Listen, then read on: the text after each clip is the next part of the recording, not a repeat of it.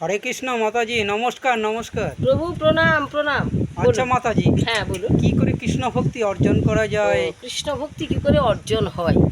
দেখুন, কোনো মা যদি মনে করে যে আমার সন্তানকে আমি পরম বৈষ্ণবে পরিণত করব, ভালো সন্তান তৈরি করব, তাহলে কি করতে হবে? যখন বাচ্চা গর্ভে আসবে তখন থেকে শুরু করতে হবে, প্রতিদিন সন্ধ্যা সকালবেলায় গীতা পাঠ শোনাতে হবে। যদি সেটা সম্ভব না হয়, 16 নাম 32 অক্ষর হাত তালি দিয়ে গর্ভের বাচ্চাকে শোনাতে হবে। দেখুন, দত্তকুলে জন্ম নিয়েছিলেন প্রহ্লাদ মহারাজ, হিরণ্যকশিপুর পুত্র মা কয়েদু প্রতিদিন তাকে হরিনাম শোনাতেন। শোনাতে শোনাতে তিনি পরম বৈষ্ণবে পরিণত হয়ে যায়।